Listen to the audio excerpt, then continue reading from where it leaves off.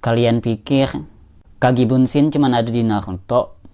Maka bersiaplah.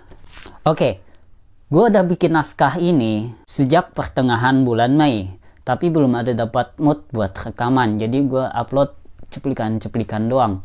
Oke, kita lanjut. Kalau kamu tahu Kyuubi hanya di Naruto, maka bersiaplah menyambut anime ini. Kalau kamu tahu Son Goku cuma di Dragon Ball, bersiaplah menyambut anime ini. Di Naruto juga ada Son Goku sih. Kalau kamu tahu Kakashi sebagai jenius ninja yang bisa mengcopy jutsu lawannya dengan sekali lihat, itu pun juga dengan bantuan Sharingan-nya. Atau Monoa Nito dengan bantuan Kosei kopinya yang bisa mengcopy bakat orang lain dengan menyentuhnya. Maka bersiaplah menyambut ini. Bam juga bisa sih mengcopy jadi perfect copy tanpa bantuan apapun. Dia lebih kayak jenius. Ya, Bam itu lebih kayak anime ini. Kalau kamu tahu pemilik mata ketiga hanya Madara atau beberapa karakter di Naruto dan juga beberapa karakter di Black Clover, maka bersiaplah menyambut ini. Dia adalah Son Goku, Son Wukong, Jichen Daesung, Monkey King, Raja Monyet, atau apapun itu namanya di bahasa Jepang nanti. Karena seperti case-nya Bam diubah menjadi bahasa Jepang Yoru di anime Tower of God kemarin kan. Oke, begini legenda atau cerita tentang Son Goku yang kita tahu. Gua nggak tahu legenda ini beneran ada dalam ajaran Buddha atau tidak. Nggak ada waktu untuk mempelajari itu.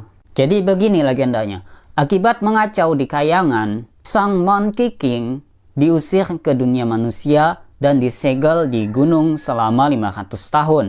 Dia dibebaskan oleh seorang biksu dan diperintahkan oleh Buddha untuk mencari kitab suci. Tersebar isu di kalangan monster, bagi siapapun yang menyantap daging sang biksu, maka akan mendapatkan keabadian dan kekuatan yang luar biasa. Oleh sebab itulah, Son Goku harus mengawalnya sampai ke tujuan. Seperti itu kan? Ini gua nggak akan kena hukum pelecehan agama kan ya? Kan gua cuman bacain sinopsis. Oke, lanjut. Untuk sampai sana, ceritanya masih sama. Akan tetapi, bedanya, di anime ini, benda yang mereka cari ternyata tidak pernah ada. Saat itulah mereka sadar bahwa Buddha telah mengkhianati mereka. Bukannya menemukan yang mereka cari, mereka malah dihadang oleh Buddha dan pasukannya yang ingin merebut sang biksu dan ingin menyantapnya. Son Goku atau di komik di webtoon namanya Morijin, Son Goku bertarung sekuat tenaga melindungi biksu. Namun pada akhirnya dia pun kewalahan.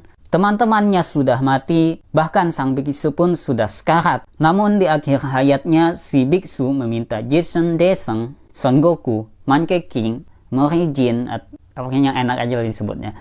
Dia meminta Jichen Daesung menyantapnya supaya dia bisa mengalahkan Buddha atau Tathagata. Pertarungan terakhir yang sengit terjadi di bulan. Benar saja, Son Wukong berhasil mengalahkan Tathagata. Walaupun dia kehilangan segalanya, bahkan kekuatannya. Dia pun kelelahan dan kehabisan tenaga. Tubuhnya menyusut menjadi bayi. Sebelum menjadi bayi, dia pergi ke bumi. Di bumi ia ditemukan oleh seorang master taekwondo dari Korea Selatan dan diadopsi sebagai cucu. Ini mirip Dragon Ball kan? Oke. Cerita ini bermula sejak 17 tahun setelahnya, ketika Morijin sudah masuk usia SMA, tapi tidak. Cerita ini tidak berfokus pada kisah sekolahan.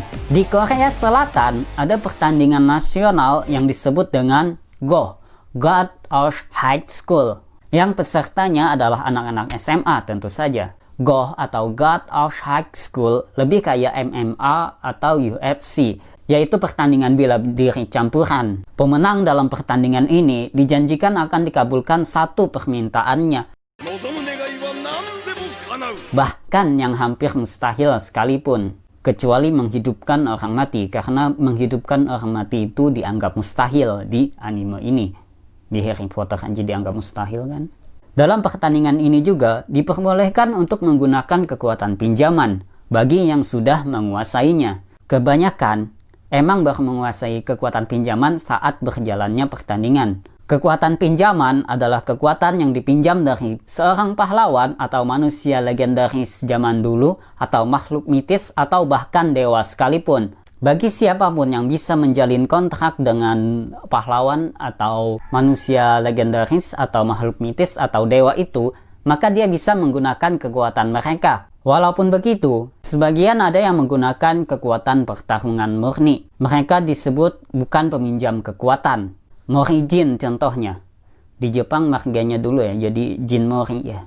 Kita tunggu aja lah nanti, kayaknya diubah ke bahasa Jepang. Mori Jin, tapi dia kan dari awal udah dewa ya. Jadi nggak perlu pinjam kekuatan lagi dong. Emang dia yang punya kekuatan. Contoh yang paling tepat itu adalah kakeknya Mori Jin. Kakeknya adalah orang yang benci dengan kekuatan pinjaman. Tapi kekuatannya nggak main-main. 17 tahun yang lalu, peta Korea Selatan berubah akibat pertarungan The Six atau 6 orang terkuat di Korea Selatan melawannya.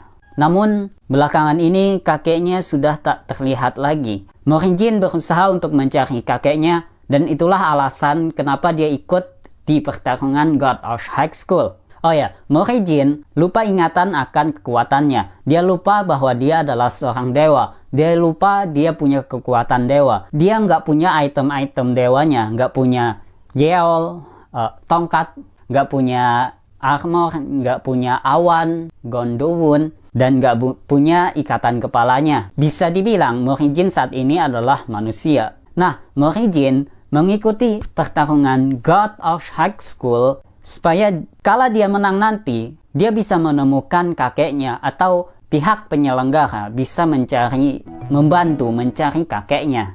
Namun apakah kakeknya masih hidup? Nonton aja lah nanti ya. Atau baca aja komiknya di webtoon.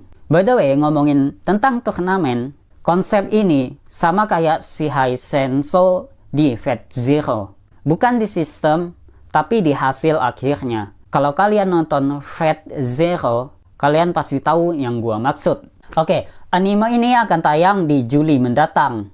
Atau sekarang udah Juli? Ya, anime ini tayang pada summer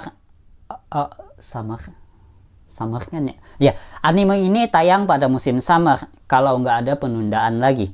Disponsori oleh Crunchyroll. Hebat ya, webtoon udah 2 kali bikin anime.